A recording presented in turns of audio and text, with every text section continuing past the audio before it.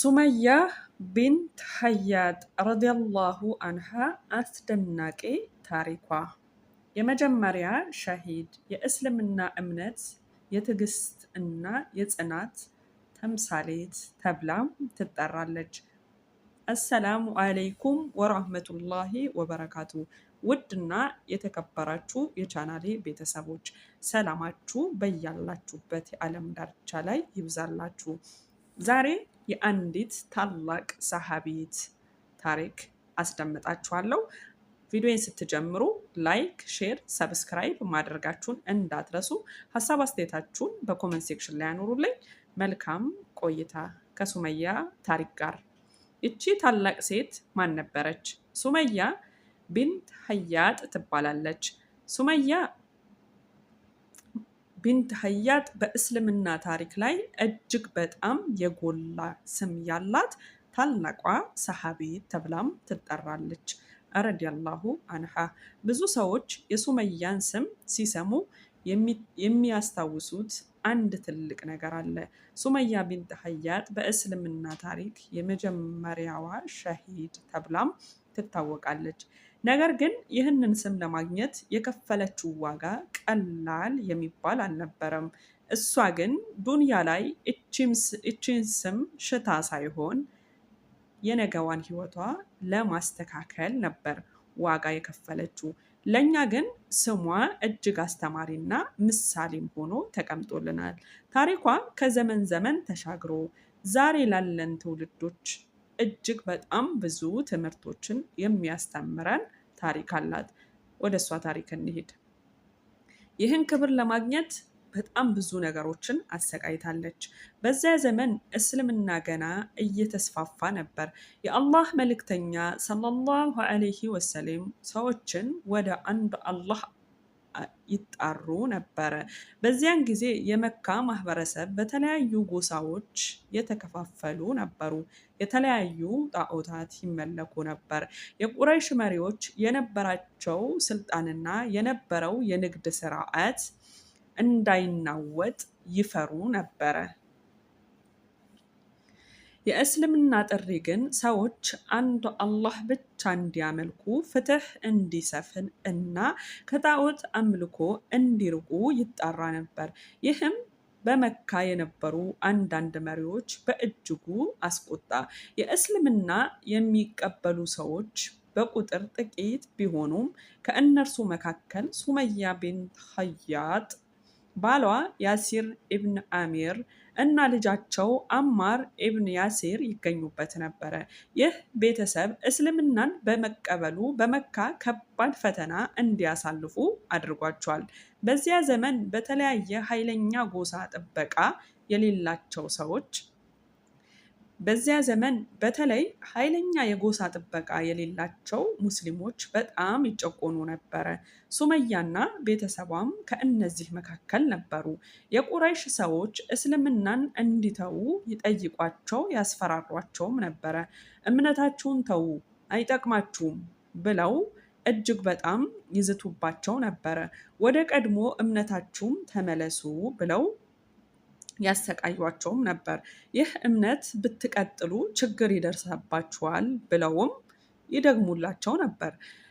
እጅግ በጣም ዛቻዎች፣ እጅግ በጣም ማስፈራራቶችም ይከታተሉባቸው ነበረ። ነገር ግን ሱመያ በእምነቷ ላይ የጸናች ነበረች። እንደዚህ አይነት ጽናት አላህ ለእኛም ይወፍቀን። እዚህ ላይ አንድ ነገር ማሰብ አለብን። ዛሬ እኛ እምነታችንን ለመከተል ብዙ ነገሮች ቀላል ቢሆኑልንም ግን እምነታችን ላይ ጠንካራ አይደለንም። እምነቷ በህይወቷ ላይ ፈተና መጣ። ነገር ግን እሷ የእምነቷን ከሁሉ በላይ አስቀድማ ከሁሉ በላይ አለቃ ነበር የምትመለከተው። የሱመያና የቤተሰቧ ስቃይ ቀጠለ። የሞቃታማው የመካ በረሃ ላይ ይወስዱና ከፀሐይ ሙቀት በታች ያቆዩቸው ነበረ። በግፍ ይደበድቧቸውም ያሰቃዩቸውም ነበር። ዓላማው አንድ ብቻ ነበር። እምነታቸው እንዲተዉ ማስገደድ ነበረ። ነገር ግን ሱመያ እምነቷን አልተወችም። የሚደርስባት ግፍ ቢበዛም ልቧ አልተሰበረም። የሚደርስባት ስቃይ ቢከብድም በአላህ ላይ ያላትን ተስፋ አልተወችም። እሷ እንደምታውቀው ይህ ዓለም የዚህ ዓለም ህይወት ጊዜያዊ ነው፣ የአላህ ሽልማት ግን ዘላቂ ነው ብላ ነው የምታምነው። በዚህ ጊዜ የአላህ መልእክተኛ ሰለላሁ ዐለይሂ ወሰለም የያሲርን ቤተሰብ በሚያዩበት ጊዜ ያጽናኗቸው ነበረ። እንዲህም ይሏቸው ነበር፣ የያሲር ቤተሰቦች ሆይ ታገሱ፣ ቀጠሯችሁ ጀነት ነው ይሏቸው ነበር። እነዚህ ቃላት ለሱመያ እና ለቤተሰቧ ትልቅ መጽናኛና ትልቅ የተስፋ ቃላቶች ነበሩ። በአንድ በኩል ሰዎች ያሰቃዩቸው ነበር፣ በሌላ በኩል ደግሞ የአላህ መልእክተኛ በትዕግስት ያጽናኗቸው፣ ያበረታቷቸው ነበረ። ሱመያ እና ቤተሰቧ በዚህ ፈተና መካከል ቆሙ። ባሏ ያሲር እና ልጇ አማርም ከእርሷ ጋር ነበሩ። እጅግ ይሰቃዩ ነበረ። ይህ ቤተሰብ በእስልምና ታሪክ ከታወቁት የመጀመሪያዎቹ ቤተሰቦች መካከል ሆኑ። ነገር ግን ፈተናው አልቀነሰም፣ እየቀጠለ እየጨመረ መጣ። የቁረይሽ ሰዎች የያሲርን ቤተሰብ እምነታቸው እንዲተዉ ለማስገደድ በተለያዩ መንገዶች ያሰቃዩቸው ጀመረ። ሱመያ ግን ፈተናው ከባድ ቢሆንም እሷ ግን በእምነቷ ላይ የጸናች ነበረች። እሷ ምናልባት በልቧ በዛን ስቃይ ወቅት፣ በዛን ፀሐይ ወቅት፣ በዛን ድብደባና በዛን ግርፋት ወቅት እንዲህ ትል ነበር ይሆናል፣ የአላህን እምነት ከተቀበልኩ በኋላ፣ የአላህን አንድነት ካመንኩ በኋላ እንኳን ገርፈውኝ ስጋዬስ ቀስ በቀስ እየቆራረጡ ለጅብ ቢሰጡት እምቀይር መስሏቸው ነው ይልፉ እንጂ የምትል ይመስለኛል። ምክንያቱም ልቧ የዛን ያህል በአላህ አምኖ ነበርና። የአላህ እውነት ከሆነ ሰዎች በማስፈራራት እንዴት ይተዋሉ ብለው ያስባሉ ብላም ታስብ ነበር። ይህ ፈተና ቢከብድም አላህ ያየኛል ብላም ታስብ ነበር። እንዲህ አይነት ጽናት ነበራት ሱመያ ታሪክ በእስልምና ታሪክ ውስጥ ልዩ ቦታ ያለው ለዚህ ነው። እሷ ባለስልጣን አልነበረችም፣ ብዙ ሀብት የነበራት አልነበረችም፣ ታላቅ ጦር የነበራት አልነበረችም። ነገር ግን አንድ ትልቅ ነገር ነበራት፣ ጠንካራ እምነት። ይህ እምነት ከሰዎች የሚመጣውን ስቃይ፣ ከሰዎች የሚመጣውን ግርፊያ፣ ከሰዎች የሚመጣውን አሰቃቂ ሁኔታ፣ ፍርሃት እንድትቋቋም ያደርጋት ነበር። በመጨረሻ ግን ሱመያ በእምነቷ ላይ ጸንታ አላህዋን አምና በአንድ አላህ መንገድ ላይ ቆማ ህይወቷን ለአላህና ለአንድ ለሆነው ለፈጣሪዋ ሰጠች። በዚህም በእስልምና ታሪክ የመጀመሪያዋ ሸሂድ ተብላ ትጠራለች። እዚህ ላይ የሱመያ ታሪክ ወደ ሌላ ትልቅ ትምህርት ያመራናል። ሰው በህይወት ላይ ሲኖር ብዙ ነገሮች ሊያጣ ይችላል። ገንዘብ ሊያጣ ይችላል፣ ስልጣን ሊያጣ ይችላል፣ ዝና ሊያጣ ይችላል። ነገር ግን እምነቱን ካላጣ ትልቁን ነገር እንደያዘ ነው። ሱመያ ይህንን በህይወቷ አሳይታናለች። ሱመያ ከባድ ስቃይ ብታሳልፍም ግን እምነቷ ላይ ጸንታ ለአላህዋ ተሰውታለች።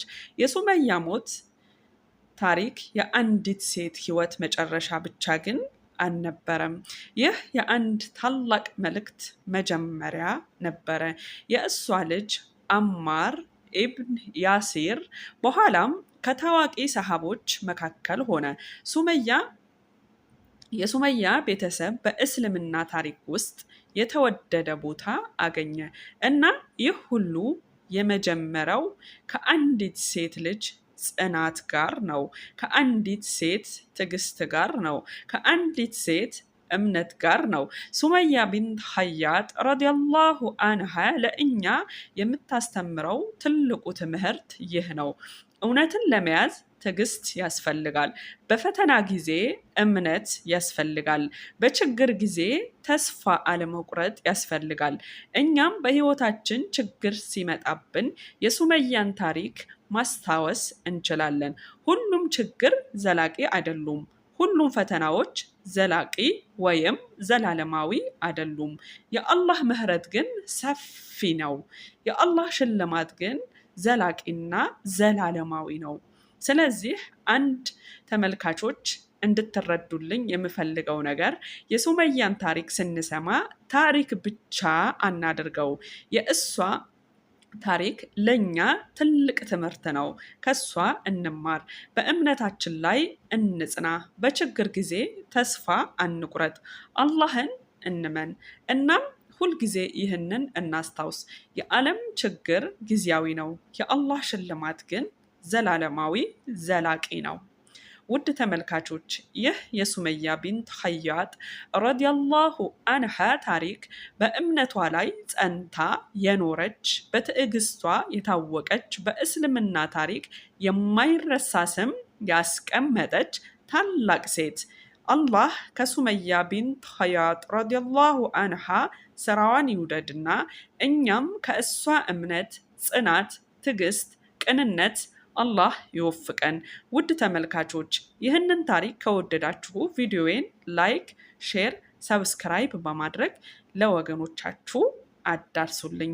ቻናሉን ሰብስክራይብ ማድረግ የበለጠ ሀሳቦችና የሰሃባዎች ታሪክ፣ የታላላቅ ዑለማዎች ታሪክ፣ ታላላቅ ታሪክ ያላቸው ለእኛ አስተማሪ የሆኑ ታሪኮችን እንድናቀርብ ያግዘኛልና እናንተም አግዙኝ።